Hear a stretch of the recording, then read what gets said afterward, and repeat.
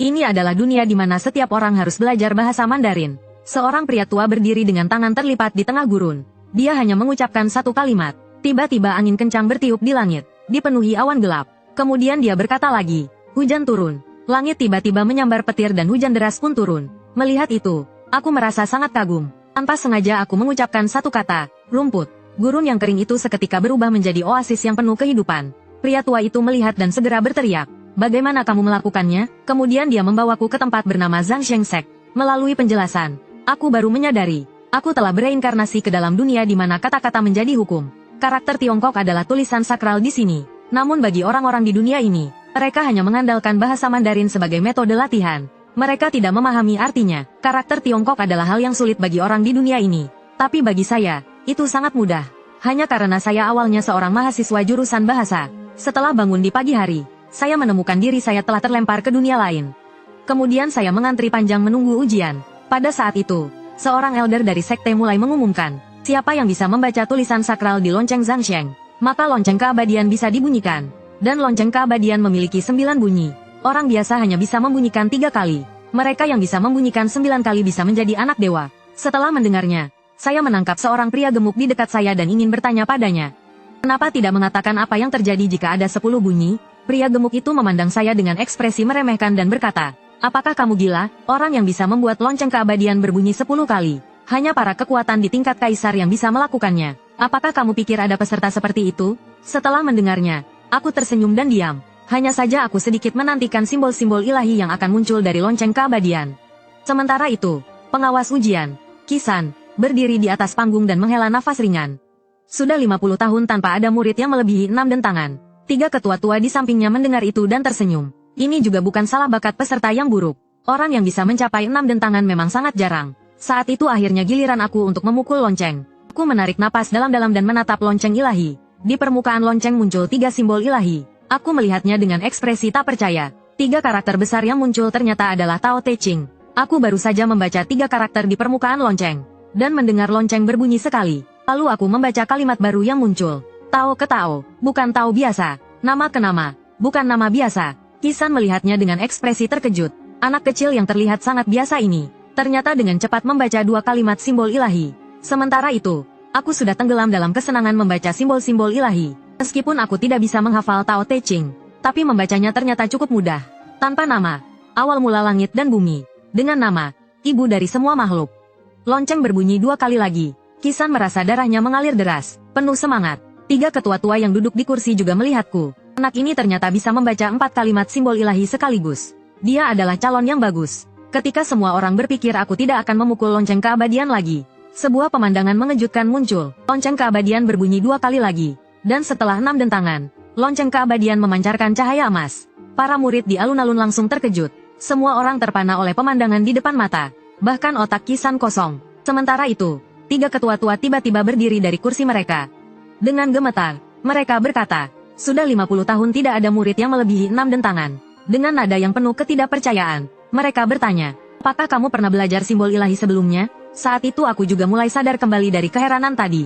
Simbol ilahi, bukankah ini bahasa Mandarin? Lalu aku segera menjawab, kalau begitu kamu anak yang berbakat luar biasa. Aku akan mengucapkan beberapa simbol ilahi. Cobalah untuk mengulanginya. Aku menggeleng dan berkata kepadanya, tunggu sebentar. Aku belum menyelesaikan ujiannya. Lalu aku membaca 3 kalimat simbol ilahi yang tersisa sekaligus. Oleh karena itu, selalu tanpa keinginan, untuk mengamati keajaibannya, selalu memiliki keinginan, untuk mengamati ciri khasnya. Kedua hal ini, berasal dari satu sumber tetapi memiliki nama yang berbeda. Suara lonceng berbunyi 3 kali berturut-turut. Lonceng berbunyi 9 kali. Anak dewa muncul. Saat itu, 3 peti perunggu kuno di kedalaman sekte tiba-tiba terangkat dengan keras. Tak lama kemudian, di langit yang semula cerah tanpa awan, tiba-tiba berkumpul awan gelap penuh petir, dan 3 pasang mata yang mengamati segala sesuatu muncul. Elder ketiga bahkan membuka mulutnya lebar-lebar dan bergumam, iblis, anak ini adalah iblis. Pada saat yang sama, puluhan sosok melesat datang. Elder utama, Ling Feng, segera bertanya dengan cemas, mengapa lonceng keabadian berbunyi 9 kali? Elder ketiga menunjuk ke arahku. Suara gemetar berkata, anak ini membunyikan lonceng keabadian 9 kali dalam 1 menit. Ling Feng menyipitkan matanya ke arahku lalu bertanya, siapa namamu? Nama murid ini adalah Gan Qiyu. Dia memandangku sejenak lalu berkata, sekarang aku akan mengucapkan beberapa kata mantra. Coba ulangi. Kilau mutiara teratai. Ling Feng mengucapkan kata-kata itu dalam bahasa Tionghoa. Lalu di tangannya muncul bunga teratai berwarna merah muda. Aku segera mengulanginya. Kemudian, di tanganku juga muncul bunga teratai yang sama seperti di tangan Ling Feng. Ling Feng terkejut sejenak. Hatinya sangat terkejut. Lalu ia mengucapkan mantra lagi. Kemudian, di tangannya muncul bola angin. Setelah dilempar ke langit, angin kencang segera mengamuk di lapangan. Lalu aku mengangkat tanganku ke atas kepala dan berteriak. Ketika orang-orang mendengar aku mengucapkan kata itu, mereka semua berkata, salah, salah, anak ini salah mengucapkan. Mantra yang dia ucapkan sangat berbeda dari yang diucapkan oleh elder utama. Ternyata anak ini hanya beruntung. Berpikir bisa mengucapkan beberapa mantra. Dia merasa hebat. Semua orang tidak mau percaya bahwa seorang jenius luar biasa ada di dekat mereka. Karena mereka semua juga mengikuti ujian. Kenapa hanya dia yang memiliki bakat seperti itu? Namun, di detik berikutnya, aku mengumpulkan bola angin yang lebih besar di tanganku. Lalu menirukan elder utama, melemparkan ke langit. Sekejap mata, banyak benda di lapangan ujian, dan banyak murid terbang di terpa angin. Beberapa elder segera menggunakan sihir untuk melindungi mereka, menunggu angin reda dan tenang. Kepala tertua berkata dengan gemetar, mengapa mantra suci yang kamu ucapkan sama dengan milikku, tapi kekuatannya jauh lebih besar? Aku terkejut sejenak dan berkata, aku hanya memodifikasi sedikit. Sebenarnya aku bisa mengeluarkan kekuatan yang lebih besar. Apa? Tidak mungkin. Itu tidak mungkin. Kepala Ling, cepat mundur. Dia bukan orang yang bisa kamu uji. Pada saat itu, seorang yang sangat dihormati mendekat. Itu adalah Yang Mulia Bai. Kemudian dia berkata kepadaku, bakatmu yang luar biasa membuat lonceng panjang hidup berbunyi 9 kali. Namun, kamu masih perlu melewati ujian dari Dewan Tertua dan Yang Mulia yang sangat dihormati. Untuk mengesahkan identitasmu ini sepenuhnya, Yang Mulia Bai terdiam sejenak. Lalu melanjutkan, aku mendengar pertanyaan itu dengan bingung dan bertanya, kemampuan, apa itu? Setelah aku mengatakan itu, semua murid di sekitar tertawa terbahak-bahak. Dia bahkan tidak tahu apa itu tingkat kemampuan. Bagaimana dia bisa membaca teks suci?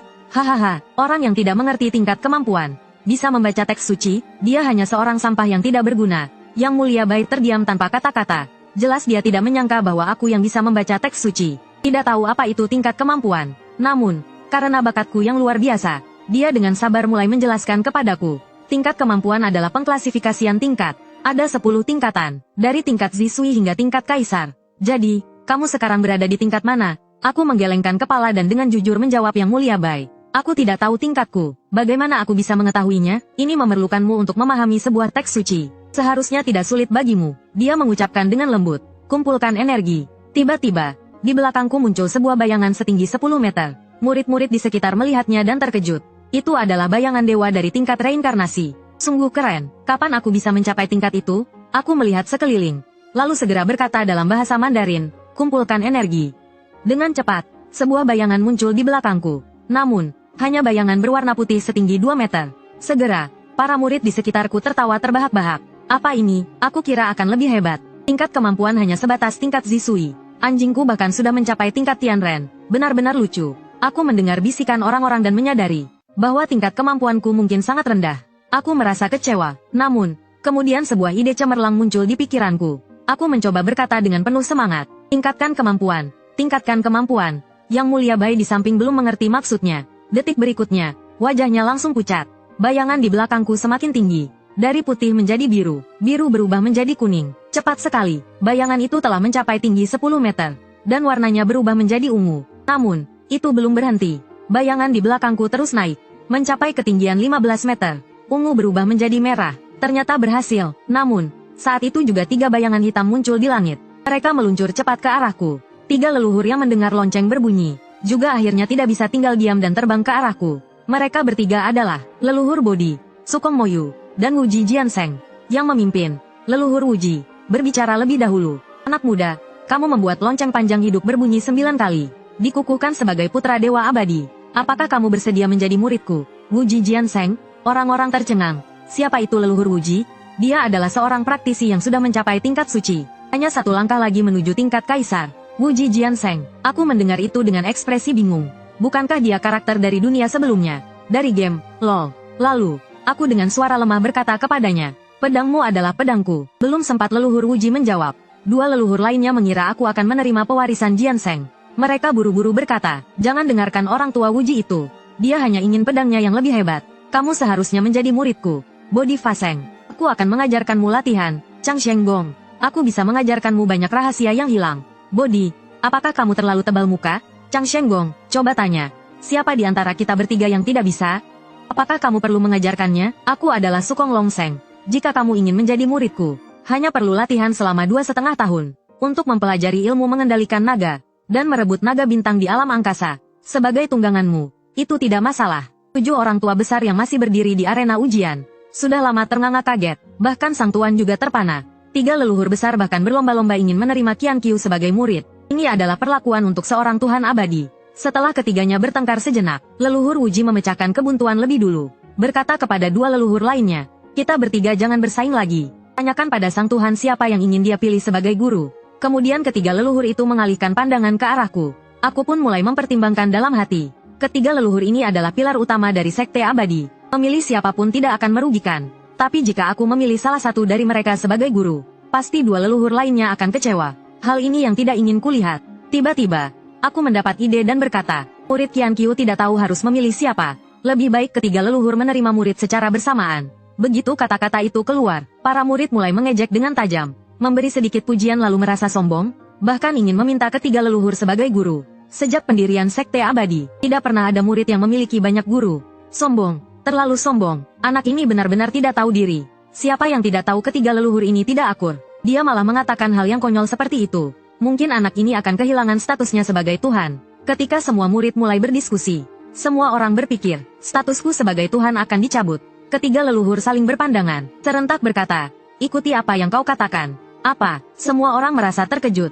Entah untuk keberapa kalinya, hati mereka mulai mati rasa. Mereka bahkan mengizinkan ketiga leluhur mengajar satu orang. Aku segera berlutut dan berkata, murid Qian Qiu, menyapa ketiga guru terhormat. Leluhur Wuji berkata sambil tersenyum, kau baru bergabung dengan sekte. Kenali dulu. Besok pagi, datang ke tempat suci di belakang gunung untuk menemui kami bertiga. Murid mematuhi perintah. Para leluhur meninggalkan tempat ini. Langit di atas kembali tenang. Di alun-alun ujian, aku juga mulai pulih dari peningkatan kekuatan sebelumnya. Merasa tubuhku penuh dengan kekuatan. Kali ini aku benar-benar tak terkalahkan. Untuk naik level, bukankah hanya sekedar omongan? Dengan pengalamanku membaca begitu banyak novel, aku pasti akan bersinar di dunia kultivasi ini. Dengan kegembiraan, aku kemudian memandang Bai Zunzang. Bai Zunzang, apa yang harus aku lakukan sekarang? Agar bisa dianggap benar-benar menjadi anggota sekte, Bai Zunzang masih belum pulih dari keterkejutannya. Dengan senyum pahit, ia berkata, proses menjadi anggota sekte bukan lagi urusanku. Ini perlu izin dari ketua sekte. Ketua sekte, benar. Sekarang kamu adalah putra sekte abadi. Selain 3 leluhur besar dan ketua sekte, Dewan Kehormatan dan para Zunzang tertinggi juga harus memberi hormat padamu. Oleh karena itu, proses menjadi anggota sekte harus diputuskan oleh ketua sekte. Di mana ketua sekte? Ketua sekte ada di sini. Begitu aku bertanya, sebuah suara terdengar. Kulihat seorang wanita cantik muncul di langit, melayang tanpa jejak. Namaku Qi Xiaoya. Aku adalah ketua sekte abadi yang sekarang. Qi Xiaoya berkata. Aku terkejut dan segera berkata, aku, murid, menyambut ketua sekte. Qi Xiaoya memandangku dari atas ke bawah. Matanya penuh dengan kebingungan. Dia memiliki sepasang mata yang sangat unik. Mata Sisilia. Mata Sisilia, sebagai mata istimewa, dapat melihat peringkat kultivasi dan bakat seorang praktisi. Tadi saat lonceng ke-6 kehidupan abadi berbunyi, dia sudah menggunakan pikiran ilahi. Melihat bahwa aku baru saja naik 5 level, sangat terkejut dalam hatinya. Proses menjadi anggota sekte cukup sederhana. Cukup beri aku mantra ilahi yang membuatmu menaikkan levelmu dalam sekejap, dan kamu bisa bergabung dengan sekte abadi. Setelah mendengarnya, aku tertegun sejenak. Dalam hati, ribuan kuda liar berlalu cepat. Ini sekte atau perampokan? Ini, ketua sekte. Bukankah kalian bisa mantra itu? Qi Xiaoya menjawab serius. Sejujurnya, kami tidak bisa. Sekarang aku juga mulai mengerti. Ternyata orang-orang di dunia ini hanya mengandalkan bahasa Mandarin sebagai metode kultivasi. Mereka tidak benar-benar memahami maknanya. Jika tidak, tadi aku mengatakan, kata-kata sederhana naik level kultivasi. Mereka seharusnya sudah mengerti, tapi aku akhirnya memahami. Baiklah, mantra ilahi yang aku katakan tadi adalah naik level kultivasi. Bisakah kamu mengulanginya? Naik apa? Naik level kultivasi. Apa itu kultivasi? Naik level kultivasi. Naik apa? Setelah beberapa kali dicoba, tetap salah. Sebaliknya, aku malah naik 3 level lagi. Qi Xiaoya kemudian berkata, mantra ilahi ini, nanti, ikutlah aku ke dalam sekte untuk menuliskannya. Kemudian Qi Xiaoya mengumumkan dengan lantang. Lonceng ke-9 berbunyi. Pengikut ilahi hadir. Selain 3 leluhur besar dan pemimpin sekte, semua orang harus setengah berlutut dan memberi hormat kepada pengikut ilahi. Semua orang di tempat itu berteriak serentak, mematuhi perintah pemimpin sekte. Qi Xiaoya membawaku ke dalam aula utama. Setelah aku menulis mantra ilahi, aku diperbolehkan istirahat. Setelah aku pergi, Qi Xiaoya di aula utama tampak cemas. berkata dalam hati. Aku tidak tahu apakah anak ini bisa membawa sekte mengatasi bencana langka 1000 tahunan ini. Sementara itu, aku kembali ke kamarku, dan mendapati banyak buku tentang para kultivator. Untuk cepat beradaptasi dengan dunia ini, aku mengambil buku-buku itu, dan berniat mempelajari semua pengetahuan tentang kultivator. Aku membuka buku dan berkata, baca 10 kali lipat, membaca tanpa lupa. Setiap halaman satu pandangan. Mataku bersinar sejenak. Dengan cepat, aku membalik halaman-halaman buku itu. Dalam sekejap, aku sudah menghafal semua pengetahuan tentang kultivator. Sekarang aku hampir memahami gambaran umum dunia ini. Namun, yang paling ingin aku lakukan sekarang adalah masuk ke ruang kosong bintang. Untuk masuk, aku harus mengucapkan. Namun, mantra ilahi untuk membuka ruang kosong bintang sangat panjang. Orang biasa tidak mungkin bisa mengucapkannya. Jadi, meskipun mantra untuk masuk ke ruang kosong bintang terkenal, hanya beberapa orang dengan tingkat kultivasi tinggi yang bisa masuk. Kemudian aku mulai mengucapkan mantra ilahi untuk masuk ke ruang kosong bintang. Karena kamu bertanya dengan sungguh-sungguh, aku dengan murah hati akan memberitahumu. Untuk mencegah dunia ini hancur, untuk menjaga perdamaian dunia, melaksanakan kejahatan yang penuh cinta dan kebenaran. Wahai naga yang imut dan menawan, kami adalah naga kecil yang melintasi ruang kosong bintang. Hari esok yang putih menunggu kami. Begitulah, setelah aku selesai mengucapkan mantra ilahi dari buku untuk masuk ke ruang kosong bintang, aku berkata dengan ekspresi aneh, bukankah ini dialog tim roket dari Pokemon? Sejenak, langit di atas rumahku muncul fenomena aneh. Langit terbuka membentuk celah ruang kosong. Ruang di sekitarnya mulai melengkung. Di dalam lembah yang dalam, Wuji Laozu terlihat sangat pucat. Siapa yang membuka pintu ruang kosong ke ruang bintang di dalam sekte? Putih Laozu juga terlihat cemas. Ini mustahil. Selain kita bertiga yang sudah tua ini, tidak ada yang bisa membuka ruang kosong ke ruang bintang. Bahkan Ci, gadis itu, tidak bisa. Apakah ini serangan dari ahli suci sekte luar? Tiga leluhur segera memperluas kekuatan spiritual mereka ke seluruh gunung abadi. Mereka menemukan bahwa pintu ruang kosong ke ruang bintang ternyata terbuka di atas langit rumahku. Detik berikutnya, aku langsung terbang ke dalam ruang bintang. Begitu aku masuk, yang terlihat pertama kali adalah kekosongan. Di sekitarnya penuh dengan pemandangan aneh dan kabut. Dan aku mengapung di atas kabut perang yang kosong ini. Aku memfokuskan pandangan. Di kejauhan, ada pintu besar berwarna perunggu. Dan di pintu perunggu itu ada pola yang sangat aneh. Seperti mata yang sangat besar. Aku kemudian terbang ke arah pintu perunggu. Tak disangka, begitu aku mendekati pintu perunggu, terdengar raungan tiba-tiba dari dalam pintu. Suara itu menggema seperti petir. Siapa yang mengganggu istirahatku? Suara dalam pintu batu itu berbunyi rendah. Aku terkejut mendengarnya. Aku berpikir, orang ini menyebut dirinya sebagai kaisar. Apakah dia sudah mencapai tingkat kultivasi kaisar? Jika demikian, tingkat kultivasinya harus lebih tinggi dari 3 guruku. Aku berkata dengan hati-hati, aku datang untuk mencari naga ruang bintang. Bolehkah saya bertanya, senior, di dalam alam bintang kosmik ini, di mana saya bisa menemukan naga bintang kosmik? Seorang yang kuat di dalam pintu itu terdiam sejenak sebelum berkata, tempat ini seharusnya bukan untukmu. Untuk apa kamu mencari naga bintang kosmik? Untuk menjadi tungganganku. Hahaha. Orang-orang di dalam pintu itu seolah mendengar lelucon terbesar di dunia. Tawa mereka sangat keras, dan aku sama sekali tidak mengerti mengapa dia menganggapnya begitu lucu. Manusia, apakah kamu tahu apa yang sedang kamu katakan? Naga bintang kosmik bukanlah sesuatu yang bisa ditunggangi oleh seorang praktisi seperti dirimu. Kebodohan. Benar-benar kebodohan, karena aku dalam suasana hati yang baik hari ini. Cepat keluar dari sini. Sebelum aku bisa bereaksi, pintu perunggu tiba-tiba terbuka. Sepasang tangan besar menjulur keluar dan merobek celah di udara. Kemudian aku langsung didorong keluar. Setelah keluar, aku kebetulan melihat 3 guruku. Ketiganya terkejut sekaligus. Anakku, bagaimana kamu bisa keluar? Aku masih belum mengerti apa yang sedang terjadi. Lalu aku dengan bingung berkata, anak murid baru saja membuka pintu alam bintang kosmik. Setelah masuk, tidak lama kemudian, aku diusir oleh seorang yang tampaknya berada di tingkat kaisar. Wajah ketiga guruku berubah drastis. Guru Bodhi berkata, apa maksudmu? Pintu kosmik itu kamu yang buka? Iya, di buku di kamar. Terdapat catatan tentang mantra untuk membuka alam bintang kosmik. Ketiga guruku secara bersamaan terengah-engah, saling pandang. Bagaimana mungkin? Guru Uji melangkah maju, memeriksa aku dari atas ke bawah.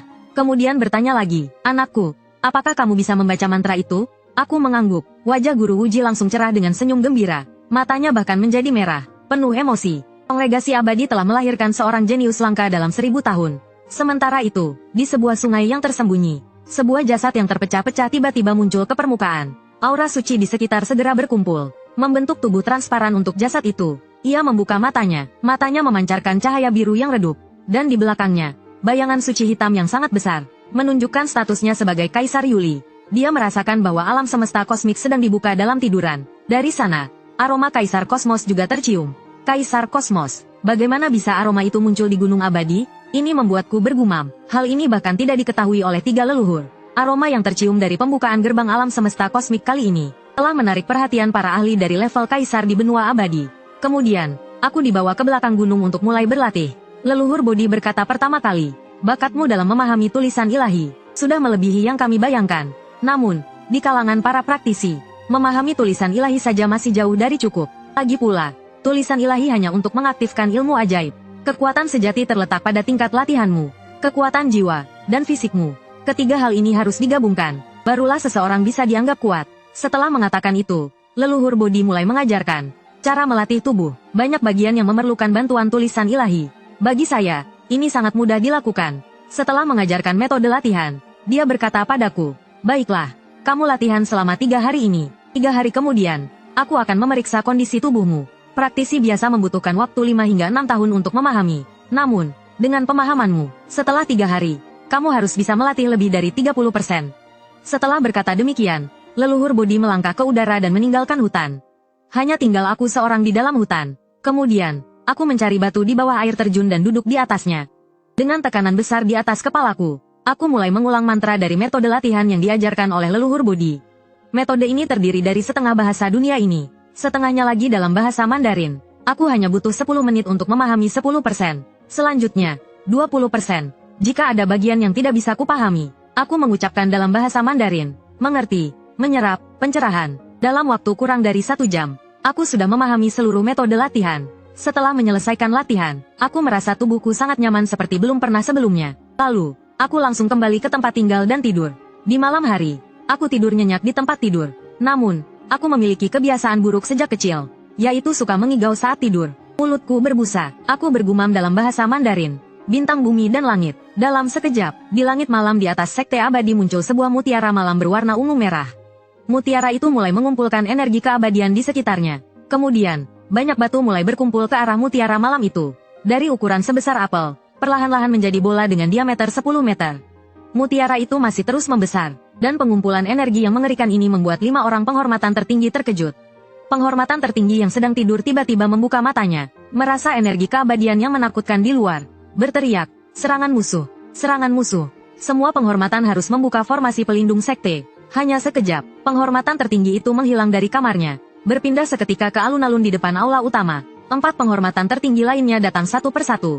Penghormatan kedua, penghormatan Wan, terkejut dan berkata, apa yang sedang terjadi? Batu besar di langit malam itu sebenarnya apa? Sambil berbicara, Qi Xiaoya juga muncul di alun-alun aula utama. Dia mengerutkan keningnya, memandang batu besar di langit. Tidak. Ini seharusnya bukan musuh. Energi yang dikumpulkan memang cukup besar, tapi kekuatan jiwa orang yang mengumpulkan energi ini jelas sangat lemah. Saya kira ini hanya setara dengan jiwa putih. Penghormatan Bai terlihat khawatir. Tuan Sekte, jika ini bukan serangan musuh, siapa yang berani melepaskan sihir keabadian dengan semena-mena di atas aula utama? Saat itu, aku mulai bergumam di dalam kamarku.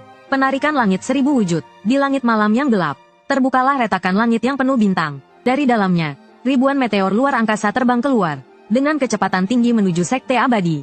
Qi Xiaoya melihat pemandangan ini dan wajahnya berubah.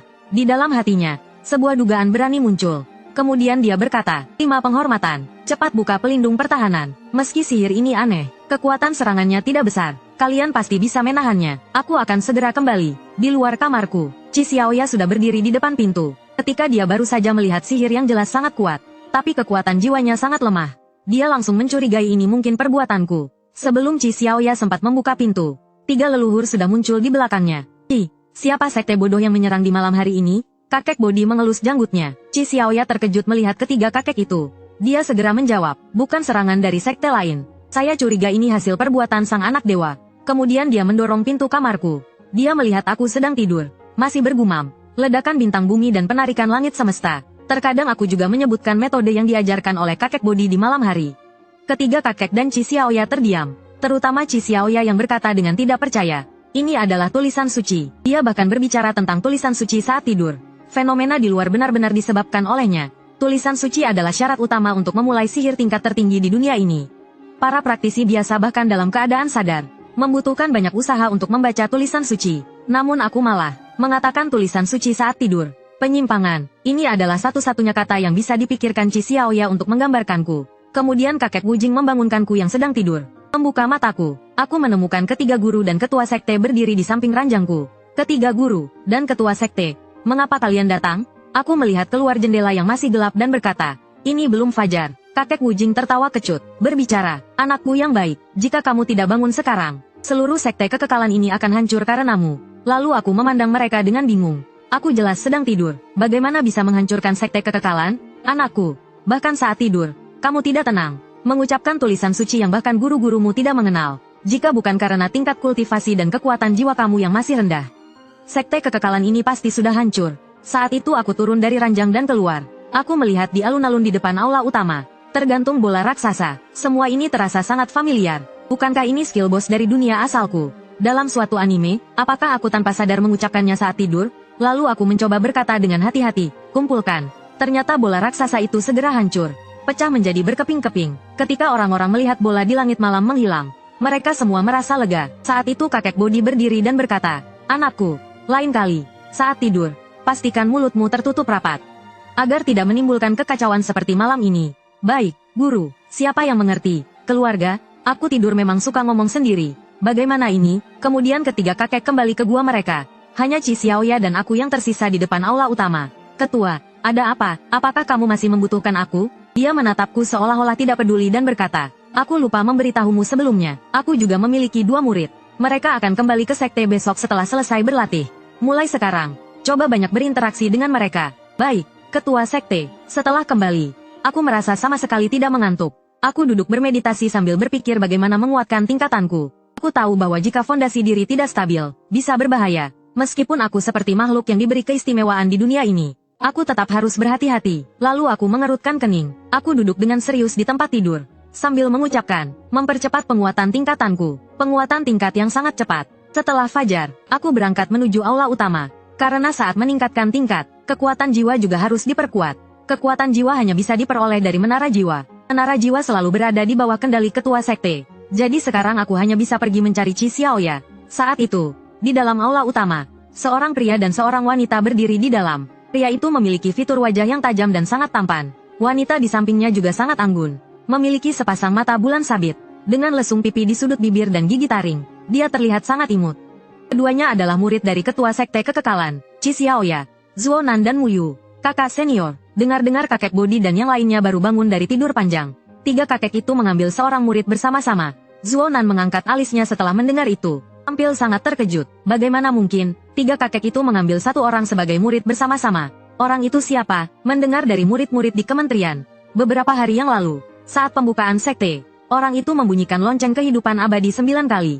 Ditetapkan oleh guru dan para kakek sebagai anak dewa. Zuonan langsung mengernyit setelah mendengar itu. Mengencangkan tinjunya, meskipun wajahnya datar, kemarahan dan ketidakpuasan di dalam hatinya, sudah membunuh anak dewa yang belum pernah ditemuinya sejuta kali.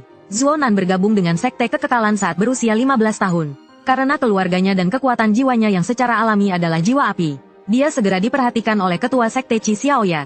Dia diambil sebagai murid. Setelah 3 tahun berlatih, akhirnya aku berhasil mendapatkan kualifikasi sebagai calon anak Tuhan. Tidak disangka, di tengah jalan, seseorang yang baru saja lulus ujian mendahuluiku. Benarkah? Dia sekarang di mana? Zonan hampir menggertakkan giginya dengan marah. Pada saat itu, Zonan melihat seorang pemuda yang masuk ke dalam aula utama. Dengan santai sambil bersiul, dia tampak sangat nakal, seolah-olah tidak mematuhi aturan seorang murid dari sekte abadi. Kecuali pemimpin sekte dan penghormat tertinggi, tidak ada orang lain yang bisa masuk. Namun Zonan dan Muyu, sebagai murid dari pemimpin sekte Chi Xiaoya, memiliki hak istimewa untuk masuk ke aula utama. Dan pemuda ini yang sama sekali tidak mematuhi aturan, berada di aula utama. Zonan sangat marah. Siapa dia sehingga berani menerobos aula utama sekte abadi? Zonan berdiri di depanku, dengan wajah dingin berkata, kau murid siapa sampai berani masuk ke aula utama? Aku melihat ke arah seorang pria dan wanita di depanku, terkejut sejenak. Kemudian aku mengangkat alis dan berkata, aku adalah murid dari 3 leluhur. Kecuali penghormat tertinggi dan pemimpin sekte, aku juga diberi hak istimewa untuk masuk ke aula utama. Muyu menutup mulutnya, dengan terkejut berkata, astaga, kau adalah anak Tuhan? Melihat gadis di depanku yang tampak imut ini, memberikan kesan simpatik secara alami. Aku tersenyum dan mengangguk padanya. Iya, aku, nama saya Cikiyu. Muyu segera menjawab, aku Muyu, murid pemimpin sekte. Orang di sampingku ini adalah guruku. Belum sempat Muyu menyelesaikan kalimatnya, Zonan memotong percakapan mereka. Dengan wajah dingin, dia memandangku. Di saat berikutnya, dia langsung mengumpulkan energi. bayangan biru raksasa muncul di belakangnya dalam sekejap. Muyu segera berkata, "Kakak, ini apa? Tadi aku sudah memindai dia dengan kekuatan pikiranku. Dia hanya seorang praktisi tubuh fana dan jiwa saja. Dengan kualitas seperti itu, tidak mungkin dia adalah anak Tuhan. Kau sebenarnya siapa? Berani menerobos aula utama. Menyamar sebagai anak Tuhan adalah hukuman mati." Setelah berkata demikian, Zonan melancarkan seni ilahi, dan langsung berlari ke arahku. Aku belum sempat memahami situasinya. Namun aku tidak akan bodoh berdiri diam, menunggu pemuda di depan untuk menyerangku. Aku segera mengumpulkan energi. Bayangan ilahi merah langsung muncul di belakangku, melancarkan seni ilahi dan mengucapkan, "Jutsu duplikasi bayangan, teknik kecil. Kau pikir hanya dengan beberapa mantra ilahi sudah bisa sombong?" Zonan mengeluarkan suara dingin. Dalam sekejap, dia menghilang dari hadapanku. Hanya dalam satu tatapan, dia menghancurkan semua duplikatku. Aku masih merasa lemah karena kekuatan jiwaku yang rendah. Aku segera mengambil keputusan, membuat lompatan kilat untuk menjauh dari Zonan. Sambil menyadari, pemuda ini memiliki penguasaan seni ilahi, dan kekuatan jiwa yang melebihi milikku. Dengan hanya seni ilahi dan kekuatan jiwa biasa, tidak mungkin aku bisa mengalahkannya. Aku lari keluar aula utama. Sementara Zonan mengejar sambil berteriak, "Ingin lari? Apakah aula utama ini tempat yang bisa datang dan pergi sesuka hati? Kau pikir bisa masuk dan keluar begitu saja?" Melihat Zonan terus mengejarku, dengan serangan yang mematikan, aku tahu hanya ada satu cara. Menggunakan seni ilahi yang dilarang oleh 3 leluhur. Seni ilahi penarik langit. Dalam sekejap, langit di atasnya robek, menciptakan retakan malam bintang. Dari dalamnya, ratusan meteor menyala muncul seketika, dengan kecepatan yang sangat menakutkan menuju Zonan.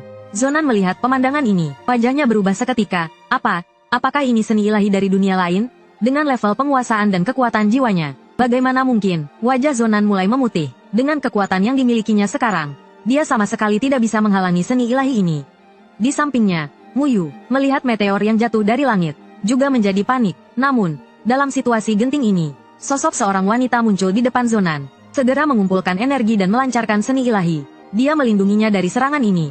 Zonan mengeluarkan keringat dingin. Sejak bergabung dengan Sekte Abadi untuk berlatih, dia tidak pernah merasa begitu dekat dengan kematian. Yang melindunginya dari serangan mematikan ini adalah pemimpin Sekte Abadi, juga guru bagi dirinya dan Muyu. Qi Xiaoya, aku tidak terkejut melihat Qi Xiaoya menghalangi seranganku. Hanya bisa marah dan menarik seranganku. Anak Tuhan, mengapa kau menggunakan seni terlarang untuk melukai muridku? Qi Xiaoya menatapku dengan wajah dingin. Aku terdiam sejenak dan berkata kepadanya, "Apor, pemimpin sekte, dia yang mengatakan aku menyamar sebagai anak Tuhan dan menerobos kuil." Tanpa alasan langsung melancarkan seni ilahi ke arahku. Wajah Qi Xiaoya semakin dingin. Dia langsung menoleh, menatap Zonan yang duduk di tanah dengan tajam. "Zonan, apakah apa yang dikatakan anak Tuhan benar?" Zonan belum pernah melihat mata guru yang begitu dingin. Seketika merasa panik dan bingung. Lalu dia berkata, "Bukan seperti itu, Guru. Saat aku melihat anak Tuhan mendekat, aku bersikap sangat hormat kepadanya. Namun, tanpa alasan, anak Tuhan langsung menyerangku. Tidak memberi kesempatan untuk menjelaskan." Qi Xiaoya mendengar itu dan memandangku dengan wajah penuh kekecewaan. "Anak Tuhan, Sekte Abadi tidak pernah memperlakukanmu dengan buruk. Mengapa kau seperti ini?" Aku melihat pemandangan ini dan langsung terdiam. Tatapanku mulai berubah menjadi dingin. Aku tidak menjelaskan apapun kepada mereka.